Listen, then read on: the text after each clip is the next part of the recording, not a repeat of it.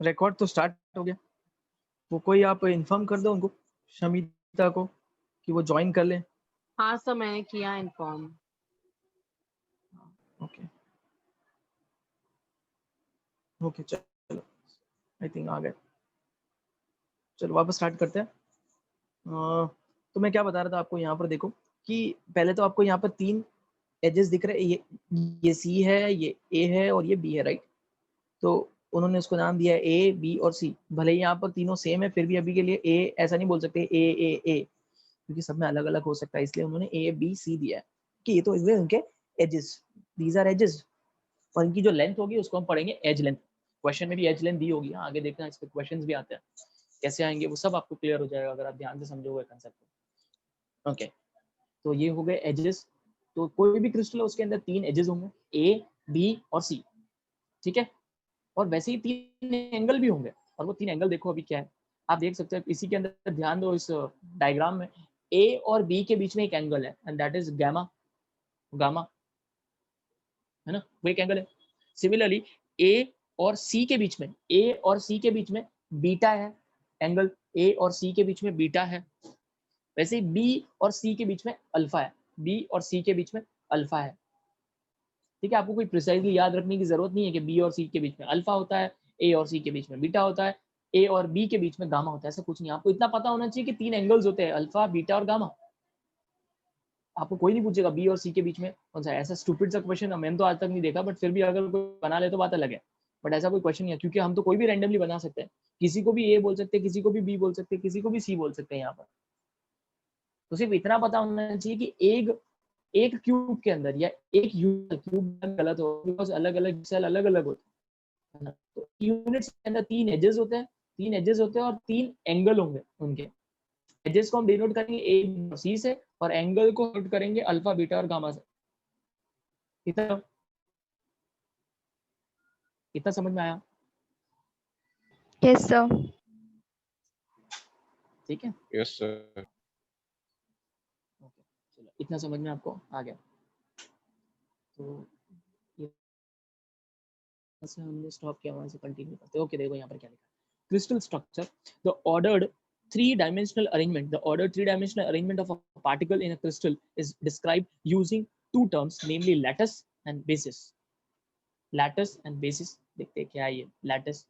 हाँ, क्रिस्टल, वो भी अभी बीच में कॉमा ले दिया, क्रिस्टल लैटिस पूरा एक वर्ड है, क्रिस्टल लैटिस पूरा एक वर्ड है, क्रिस्टल लैटिस एंड बेसिस। अब देखते हैं क्या है ये lattice. Lattice is a geometrical arrangement of a points in a 3-dimensional periodic array. A crystal structure is obtained by attaching a constituent particle to each of the lattice points.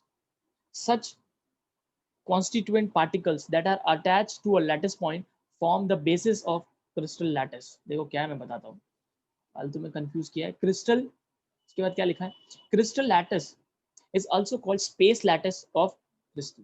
अब ये होता क्या है, देखो इन्होंने कुछ नहीं किया है, इन्होंने एक्चुअली डिनोट करने की कोशिश की है। जो एक स्फीयर है ना, एक स्फीयर, उसके सेंटर को उन्होंने स्फीयर पूरा बनाया नहीं है, उन्होंने स्फीयर का जो सेंटर है उसको डॉट से प्रेजेंट किया। देख सकते हो आप, ये जो डॉट डॉट है ना, एक्चुअली क्या है, वो एक्चुअली एक स्फीयर है। उस डॉट के अराउंड आप एक स्फीयर बना सकते हो। तो उन्होंने स्फीयर से डिनोट नहीं किया, उन्होंने ऐसे डॉट डॉट डॉट ड्रॉ किया, ठीक है, डॉट ऐसे ड्रॉ किया। तो बस वो जो डॉट है that is known as lattice points, उनको बोलते हैं लैटिस पॉइंट्स, लैटिस पॉइंट्स। और सारे लैटिस पॉइंट को अगर आप ज्वाइन करोगे, सारे लैटिस पॉइंट्स को आप ज्वाइन करोगे तो उससे बनता है क्रिस्टल लैटिस, उससे बनता है क्रिस्टल लैटिस और स्पेस लैटिस। तो इन्होंने तो पता नहीं क्या क्या लिख रखा है, इन्होंने बेसिस बेसिस ये सब क्या पता क्या दिया है, ऐसा कुछ था नहीं पहले कि lattice plus basis is equals to crystal, ऐसा कुछ नहीं है। मैं आपको सिंपल से समझा रहा हूँ, वैसे समझो। कोई भी जो भी क्रिस्टल लैटिस होगा उसमें बहुत सारे स्फीयर्स होने वाले, उसमें बहुत सारे स्फीयर्स होंगे, वही स्फीयर मतलब एटम्स, है ना, एटम को उन्होंने स्फीयर के फॉर्म में बताया। अब यहाँ पर उन्होंने क्या किया, स्फीयर ड्रॉ नहीं किया, क्योंकि अगर स्फीयर ड्रॉ करेंगे तो बहुत सारी खिचड़ी टाइप हो जाएगी, ऐसा समझो, है ना, बहुत कंजेस्टेड हो जाएगा। तो उन्होंने क्या किया, स्फीयर के सेंटर को डिनोट किया है, स्फीयर के सेंटर, जो स्फीयर है उसके सेंटर को डिनोट किया। तो वो जो एक सेंटर है वो एक स्फीयर है, ठीक है। तो उस सारे पॉइंट्स को हम बोलते हैं लैटिस पॉइंट्स, उनको बोलते हैं लैटिस पॉइंट्स, मतलब एक स्फीयर का जो सेंटर है उसको बोलते हैं लैटिस पॉइंट्स। सारे लैटिस पॉइंट्स को अगर आप ज्वाइन करोगे, सारे लैटिस पॉइंट को अगर आप ज्वाइन करोगे तो उससे जो बनता है that is known as crystal lattice और space lattice, that is known as crystal lattice और स्पेस लैटिस। तो इन्होंने बहुत ही अजीब से लिखा है, वही लिखा है वैसे तो कि lattice is a 3 dimensional, obviously geometrical arrangement होने वाला है in a 3 dimensional periodic array. A crystal structure is obtain, a crystal, देखो क्या लिखा है, crystal structure is obtain by attaching a constituent particle to each of the lattice points. In short वो लोग बोल रहे हैं कि सारे लैटिस पॉइंट को आप ज्वाइन करो, सारे लैटिस पॉइंट को आप ज्वाइन करो तो आपको मिलेगा क्रिस्टल लैटिस। ठीक है, इतना समझ में आया? Yes, Yes, sir. तो ये एक्चुअली ना स्टार्टिंग का ये जो पॉइंट होता है ना, ये लोग अननेसेसरली कॉम्प्लिकेट करके लिखा है यहाँ पर। बेसिस पता नहीं क्या लिखा है। अभी जैसे यहाँ देख सकते हो, ये देखो ये स्फीयर्स है, तो ये स्फीयर्स है ना, इन्होंने यहाँ पर तो स्फीयर के फॉर्म में दिया है, बट वहाँ पर वो लोग बता रहे हैं कि एक्चुअली पॉइंट पॉइंट पॉइंट है ना, पॉइंट के फॉर्मेट में बताया। उन सारे पॉइंट्स को अगर आप ज्वाइन करोगे, देखो जैसे नीचे ही देख लो, ये नीचे वाला डायग्राम, ऊपर वाला डायग्राम देखो कितना कॉम्प्लिकेटेड लग रहा है, वो समझ ही नहीं आएगा वो है क्या। बट वही उन्होंने क्या किया है, वो जो ऊपर वाला डायग्राम उसके सेंटर को नीचे बताया। नीचे दिख रहा है वो जो स्मॉल, ऊपर जो स्फीयर्स है वो ग्रीन कलर के बट बड़े हैं, नीचे देखो वही स्फीयर्स छोटे हैं। तो एक्चुअली उन्होंने क्या किया, उनके सेंटर बनाया है, सेंटर, और उनको ज्वाइन किया है। उनको ज्वाइन किया तो उनको क्या दिख रहा है, क्यूब बनता हुआ दिख रहा है, that is known as crystal lattice. उसको क्रिस्टल लैटिस बोलते हैं, या उसको स्पेस लैटिस भी बोलते हैं, स्पेस लैटिस भी बोलते हैं, क्योंकि वो 3 डायमेंशनल है, और 3 डायमेंशनल के लिए हमेशा केमिस्ट्री में स्पेस वर्ड यूज होता है, स्पेस। ठीक है, तो आपको ये सब कोई पूछेगा नहीं, ये lattice plus basis is equals to crystal and all, ये सब इसलिए कंफ्यूजन। इससे अच्छा मैंने जो समझाया वो उस पर ध्यान दो। यूनिट सेल, यूनिट सेल का मतलब क्या होगा कि आपको पता है कि बहुत सारे क्रिस्टल लैटिस, पूरा एक क्रिस्टल लैटिस है, बहुत बड़ा क्रिस्टल लैटिस है, उसके अंदर, उस क्रिस्टल लैटिस के अंदर, उस क्रिस्टल लैटिस के अंदर एक स्मॉलेस्ट, एक ऐसा स्मॉलेस्ट पार्ट जो बार बार रिपीट हो रहा है, जो बार बार रिपीट हो रहा है, that is known as unit cell. आप अगर उसके अंदर बोल्ड लाइन जो ब्लैक कलर के उसमें उसी को पढ़ लोगे समझ में आ जाएगा। The smallest repeating structural unit of a crystal line solid is called unit cell. In fact ये आता है वन सेंटेंस के तौर पे, तो प्लीज इसको याद रख लेना। The smallest repeating structural unit, वहां पर अगर आपने गलती से भी रिपीटिंग वर्ड यूज नहीं किया ना तो आपका डेफिनेशन रॉन्ग है। खाली स्मॉलेस्ट नहीं बोल सकते आप, स्मॉलेस्ट भी है प्लस रिपीट भी हो रहा है, of a crystalline solid is a unit cell. समझ में आया? हाँ सर। ठीक है, तो हाँ थोड़ा 3 सर। डायमेंशनल है बट एकदम सिंपल है, थोड़ा सा कंफ्यूजन किया उन्होंने, वो बात अलग है, बट ठीक है। मैं जैसे जैसे आगे जाएगा वैसे वैसे आपको और ज्योमेट्री पे और इमेजिनेशन पे ध्यान देना होगा, तब जाके समझ में आएगा।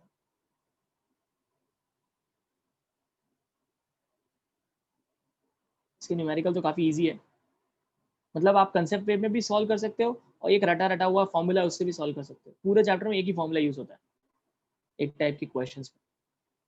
कुछ स्टूडेंट है उसको रट लेते हैं, वो भी ठीक है, वैसा भी चल जाएगा। मैं आपको दोनों तरीके से बताऊंगा, जो आपको जमे वो कर लेंगे। ओके, तो यूनिट सेल हो गया। The space lattice of a crystal is built up by a 3-dimensional basic pattern. The basic pattern is repeated in a 3-dimension to generate entire crystal. वही 3-dimensional यूनिट जो continuously repeat होते जाएगा, मतलब बहुत सारे unit cell repeat होते होते होते होते पूरा क्या बनेगा, एक क्रिस्टल बनेगा। पूरा एक क्या बनने वाला है, क्रिस्टल। तो इन शॉर्ट वही है, smallest repeating structural unit of crystalline solid is called unit cell. इतना ठीक है। ओके, अभी देखते हैं आगे। When the unit cell are stacked together to generate the crystal, बहुत सारे यूनिट सेल को अगर आप स्टैक कर दो, ज्वाइन कर लो, तो क्या बनने वाला है, क्रिस्टल बनने वाला है। ईच यूनिट सेल, हमें एक यूनिट सेल को पढ़ना है। Each unit cell shares its faces, faces मतलब आपको पता है अभी क्या है, वॉल। एजेस, एजेस भी आपको पता है, वो जो लाइन है ए और बी, ए बी और सी, वो एजेस है।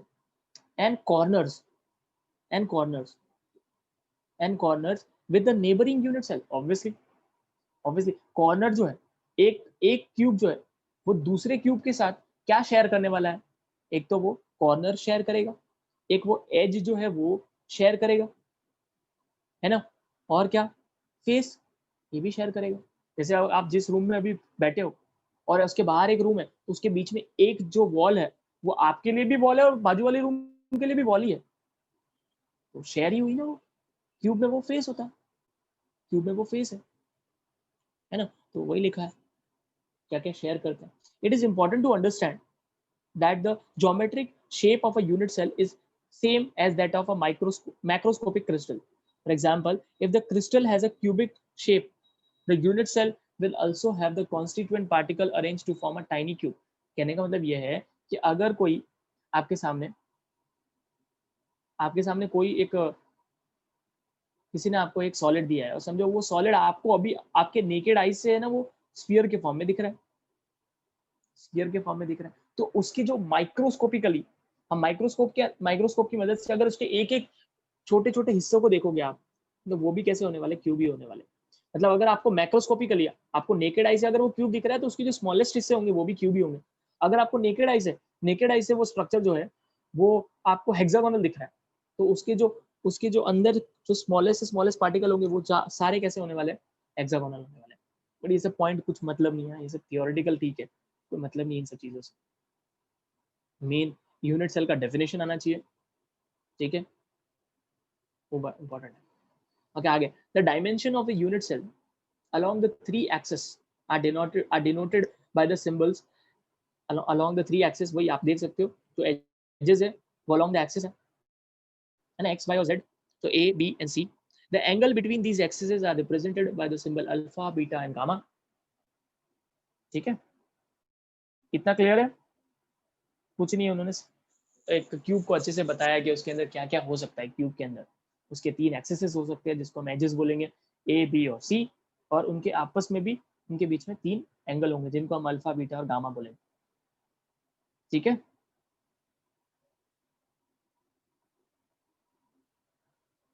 यहाँ तक तो कुछ खास अभी तक पढ़ा नहीं हमने वैसे, बट फिर भी इतना समझ में आया मैंने जितना समझाया? Yes, sir. ओके ओके, अब यहाँ से वापस अभी थोड़ी देर पहले जो मैंने चीजें समझाई थी वो भी यूज होने वाली है। अब types of unit cell. Unit cell कितने टाइप के होते हैं? ठीक है, यूनिट सेल जो है वो कितने टाइप के होते हैं? मेरा वर्ड ध्यान से सुनना, मैं टाइप्स ऑफ क्रिस्टल नहीं बोल रहा हूँ, टाइप्स ऑफ यूनिट सेल बोल रहा हूँ, डिफरेंस है। क्रिस्टल जो है वो टोटल 7 तरीके के, मतलब ये जो शेप है ऐसे टोटल 7 टाइप के शेप्स हो सकते हैं, और इस एक शेप के अंदर डिफरेंट टाइप के यूनिट सेल हो सकते हैं। जैसे मैं समझाता हूँ, डोंट वरी, कंफ्यूज नहीं होना है। अब जैसे अगर मैंने इस टोटल कितने क्रिस्टल्स है, कितने टाइप के क्रिस्टल है? 7 टाइप्स है, 7 टाइप्स। इसका मतलब है टोटल 7 टाइप के शेप्स है। ठीक है, अब मैं किसी एक को सिलेक्ट कर रहा हूँ, किसी एक क्रिस्टल को सिलेक्ट कर रहा हूँ। समझो मैंने किसको सिलेक्ट कर लिया, मैंने क्यूब को सिलेक्ट कर दिया, मतलब मैंने क्यूब वाले क्रिस्टल को सिलेक्ट कर दिया। अब इस क्यूब के अंदर ये 3 तरीके से प्रेजेंट करेगा अपने आप को। इसके 3 टाइप, इसके खुद के 3 टाइप्स है, तो इसके जो सब टाइप्स है उनको हम यूनिट सेल बोलते हैं, उनको हम यूनिट सेल बोलते हैं। वो देखो क्या है यूनिट सेल्स, मतलब टाइप्स ऑफ यूनिट सेल क्या है। देखो पहले क्या हो सकता है, समझो अभी थोड़ी देर पहले मैंने जो आपको समझाया था कि आप जिस भी रूम में बैठे हो उसमें कितने कॉर्नर्स हैं, 8 कॉर्नर्स हैं। अब आप सोचो अगर हर एक कॉर्नर पर एक एक एटम होगा, हर एक कॉर्नर पर एक एक एटम होगा, तो ऐसे वाले यूनिट सेल को बोलते हैं सिंपल क्यूबिक क्रिस्टल और प्रिमिटिव यूनिट सेल। तो यहाँ पे दिख रहा है प्रिमिटिव और सिंपल यूनिट सेल। जब कभी भी क्वेश्चन में या कहीं पे भी आपको ऐसा दिखा हुआ मिलेगा, primitive unit cell, simple unit cell, simple cubic crystal, जिसको शॉर्ट में SCC भी बोलते हैं, सिंपल क्यूबिक क्रिस्टल। तो आपके दिमाग में आना जाना चाहिए कि वो किसकी बात कर रहे हैं। वो एक ऐसे यूनिट सेल की बात कर रहे हैं जिसके अंदर उसके सारे कॉर्नर्स पर स्फीयर्स है, उसके सारे कॉर्नर्स पर स्फीयर है। और आपको पता है कि एक कॉर्नर पर कंट्रीब्यूशन 1/8 है, 1/8 है, टोटल कॉर्नर्स 8 है। तो मतलब मैं बोल सकता हूँ कि प्रिमिटिव और सिंपल यूनिट सेल में ओवरऑल कितने एटम है, तो बताओ।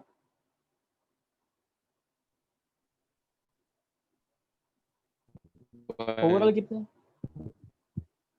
1 है ना, 1 ही होगा। समझ में आया क्या मैंने क्या बोला?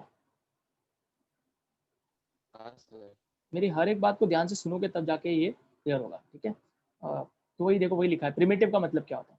इन primitive unit cell the constituent particles are present at its corners only, at its corners only.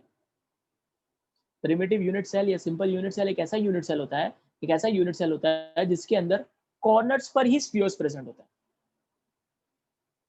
ठीक है, देखो आगे जैसे बढ़ोगे तो और क्लैरिटी आएगी। नेक्स्ट आता है बॉडी सेंटर्ड यूनिट सेल, जिसको हम BCC बोलते हैं, body centred crystal, body centred crystal, body centred unit cell लिखा है, ठीक है, body centred crystal BCC।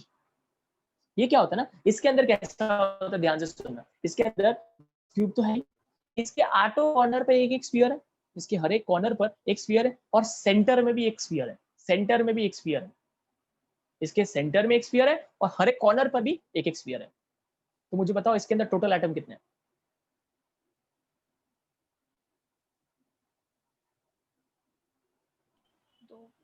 Message करो, message. Perfect Ayush, Yatish right है, बाकी लोग? मैं फिर से बोल रहा हूँ कि इस क्यूब के अंदर हर एक कॉर्नर पर, हर एक कॉर्नर पर एक एक स्फीयर है, मतलब 8 कॉर्नर है, 8 पे एक एक स्फीयर है, मतलब जैसे सिंपल क्यूबिक क्रिस्टल था वैसे तो ये है ही, इन एडिशन इसके सेंटर में भी एक स्फीयर है, इसके सेंटर में भी एक स्फीयर है। तो टोटल एटम कितने होंगे, है ना? कॉर्नर्स पर एक हो गए, कॉर्नर पर कितना हो गया, भले ही 8 कॉर्नर पर एक एक स्फीयर है, बट आपको पता है कि उसका कंट्रीब्यूशन कितना है, 1/8। तो जब भी कॉर्नर, सारे कॉर्नर्स, अगर सारे कॉर्नर्स पर एक एक स्फीयर होगा तो हमेशा उसका नेट एक ही होता है, बट और सेंटर में एक है, तो टोटल कितने हो गए, 2। इसलिए हमेशा याद रखना, जब कभी भी वो लोग बोलते हैं BCC तो समझ जाना उसके अंदर 2 एटम है। जब कभी भी वो लोग बोलते हैं SCC प्रिमिटिव, एक ही सेल, उसके अंदर एक ही एटम है। तो देखो बॉडी सेंटर्ड यूनिट सेल क्या होता है। In this type of unit cell, one constituent particle is present at the center of its body in addition to the corner particles, in addition to the corner particles। समझ में आया? Yes sir. Yes, sir. ठीक है, अब तीसरा आता है face centred unit cell, face centred unit cell और फेस सेंटर्ड क्यूबिक क्रिस्टल, जिसको FCC बोलते हैं, face centred cubic crystal, face centred unit cell, एक ही होता है।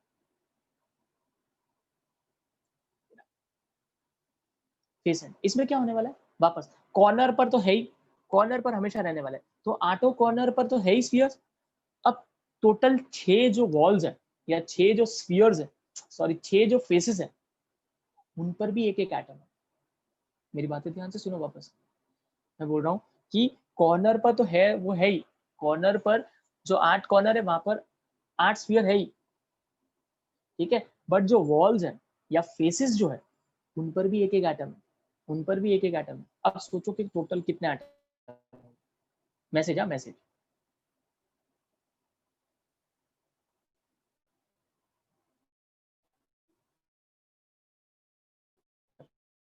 आई, आपका आंसर सही है। सर क्वेश्चन नहीं समझा। फिर से बोला था, क्वेश्चन ये है कि कॉर्नर पर तो जैसा था वैसा है ही, कॉर्नर पे एटम ऑलरेडी है, 8 कॉर्नर पर एक एक स्फीयर है, 8 कॉर्नर पर एक एक स्फीयर ऑलरेडी है। अभी एडिशन में क्या है, नाम ही उसका फेस सेंटर्ड है, इसका मतलब है जो 6 फेसेस है, जो 6 फेसेस है या 6 वॉल्स है, उस पर भी एक एक एटम, 6 हो, 6 के 6 वॉल्स पर एक एक एटम, 6 के 6 वॉल्स पर एक एटम, एक एक एटम, हर वॉल पर एक एटम है और वापस, या एक स्फीयर है, कॉर्नर्स पे है ही, एडिशन में अभी किधर है, फेस पर भी स्फीयर्स है, 6 के 6 फेस है, सब पे एक एक स्फीयर्स है। टोटल एटम कितने हुए उस क्यूब के अंदर, है ना? सही बोला, 4। क्यों? क्योंकि फेस पर कंट्रीब्यूशन हाफ होता है, 6 के 6 फेस पर एटम्स, 6 के 6 फेस जो है उन पे स्फीयर्स है, मतलब 6 into हाफ इज 3, और कॉर्नर्स पर टोटल हमेशा 1 ही होता है। तो ऐसा कभी भी होगा, ऐसे टाइप का जो यूनिट सेल होगा उसको बोलते हैं face centred unit cell. This unit cell consist of a particle at the corner of each of the face, at the corner, sorry, at the center of the each of the face, in addition to the corner particles। तो corner पर तो था ही, face पर भी है, that is known as face centered unit cell, that is known as face centered unit cell। ये कोई नया है face centered unit cell, ये कौन सा नया है? एज सेंटर तो होता है, बेस सेंटर कौन सा नया है? ये देखते क्या लिखा है। This unit cell consist of a particle at the centre of any 2 of its opposite faces in addition to the corner. Okay.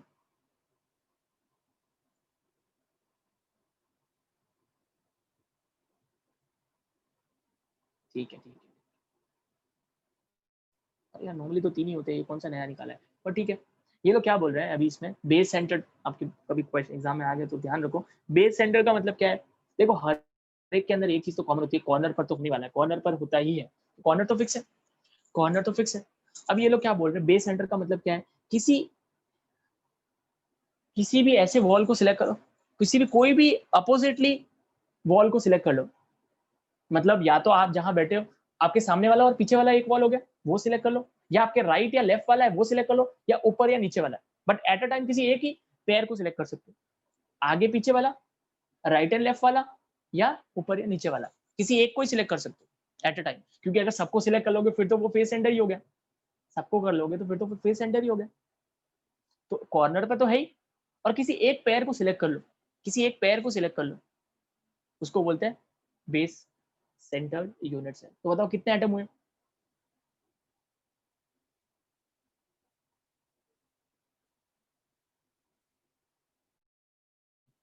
समझो, मैं वापस समझाता हूँ, हाँ कुछ चांसेस आए भी, मैं बता रहा हूँ कि कॉर्नर तो है ही, और समझो मैंने कौन सा सिलेक्ट कर लिया, मैंने जो है ना मेरे सामने वाली एक वॉल और मेरे पीछे वाली वॉल को सिलेक्ट कर लिया, मतलब उस वॉल और पीछे वाली वॉल पर स्फीयर्स है, बाकी मेरे राइट लेफ्ट और ऊपर और नीचे उन पर नहीं है, क्योंकि अगर सब पर होगा फिर तो वो फेस सेंटर हो जाएगा, तो 2 होंगे वापस, है ना, 2 होने वाले, ऐसे को बोलते हैं बेस सेंटर्ड यूनिट सेल। ये कोई नया इंट्रोड्यूस किया, ऐसा कुछ मैंने नहीं पढ़ा, ठीक है, अब तो पता नहीं कहाँ से इन्होंने निकाल के ऐड किया है। तो दिस आप देख सकते हो उसके डेफिनेशन के अंदर, उसके क्या लिखा हुआ है, this unit cell consist of a particle at the centre of any two of its opposite faces in addition to the corner particles.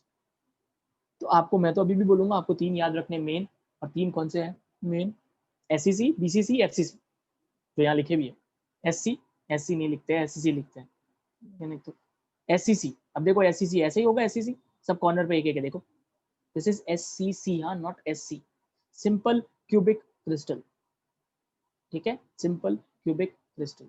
अब ये वाला देखो, ये वाला देखो, इसको बोलते हैं body centred cubic crystal, body centred cubic crystal. Please ये मत नोट करना कि अरे 3 सी आ रहे, ठीक है ना, body centred cubic, body centred cubic, ठीक है। तो आप देख सकते हो कॉर्नर पे तो है ही, बट सेंटर में भी एक है, अगर आप 3 डायमेंशनल इमेजिन कर पा रहे हो तो, ठीक है। तीसरा होता है एफसीसी, इसको ध्यान से समझना, देखो कॉर्नर पे है, हर एक फेस पे भी, हर एक फेस पे भी एक एक है, अगर इसको ध्यान से रिलेट करोगे तो समझ में आएगा, वरना कंफ्यूज हो जाएगा ये क्या चल रहा है।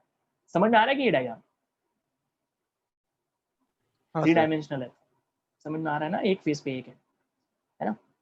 तो ये हो गया एफसीसी। तो एक्चुअली 3 टाइप है, एक्चुअली एक और होता है दैट इज एज सेंटर, एक और होता है दैट इज एज सेंटर। उसमें क्या होता है ना, एज पर एक स्फीयर होता है, एज पर मतलब किसी एक एज पर, अभी देखो आप समझना, इसी में बताता हूँ, इसमें बताता हूँ, इसमें समझना मेरी बात, एज सेंटर क्या होता है। ये जो एज दिख रहा है आपको, ये एज, इधर एक स्फीयर होगा, इधर। अब आप बताओ, अगर एज पे स्फीयर होगा, एज पर, तो उसका कंट्रीब्यूशन कितना होना चाहिए एक स्फीयर के लिए, सोचो थोड़ा सा, सोच के बताना ऐसी मत। अगर एज पे स्फीयर होगा, 1/4। एज पर, हाँ बराबर है, सही है ना, एज पे स्फीयर होगा तो वो 1/4 कंट्रीब्यूशन होने वाला है उसका, 1/4 कंट्रीब्यूशन होगा। आप ऐसे भी समझ सकते हो, देखो ना ये तो 2 डायमेंशनल है, 2 डायमेंशनल में आपको कितना दिख रहा है, आधा, हाफ दिख रहा है, देखो एक ऊपर एक नीचे दिख रहा है, उस लाइन के ऊपर और लाइन के नीचे, लाइन के ऊपर और लाइन के नीचे, बट ये तो 2 डायमेंशनल है, ये तो सर्कल है, पर स्फीयर होगा तो आगे और पीछे भी तो होगा, तो टोटल कितना हुआ 1/4। तो एज के लिए हमेशा कंट्रीब्यूशन कितना होता है 1/4, हालांकि बहुत कम आता है, बट फिर भी आपको बता रहा हूँ 1/4। समझ में आया, that is known as edge centre cubic crystal, edge centre cubic crystal, हालांकि वो इतना नहीं आता है। 3 बेसिक आपको जो याद रखने वो एससीसी, बीसीसी, एफसीसी है। Clear? Yes sir. Yes, sir. वो थक नहीं गए, टायर्ड हो गए क्या,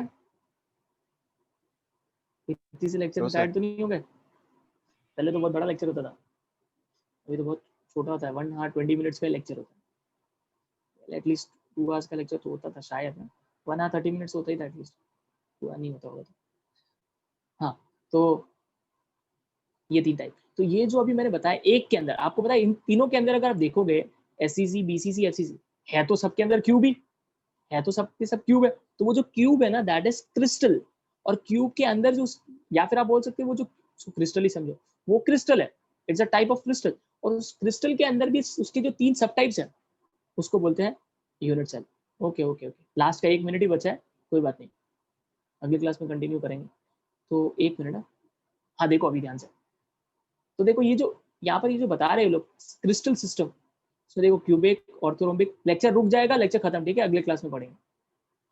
तो आप देख सकते हो टोटल 7 टाइप के क्रिस्टल सिस्टम, और एक के अंदर जरूरी नहीं है सबके अंदर तीनों के तीनों प्रेजेंट हो। देखो क्यूबिक के अंदर तीनों प्रेजेंट है, आप देख सकते हो 1 2 3, उसमें कौन से प्रेजेंट है, simple, body centre, face centre. Orthorhombic में simple, body centre, face centre, base centre, मतलब उन्होंने एज को बेस बताया, ठीक है, एक्चुअली एज सेंटर होता है, ठीक है, एज सेंटर। टेट्रागोनल में सिंपल और बॉडी सेंटर ही होता है। मोनोक्लिनिक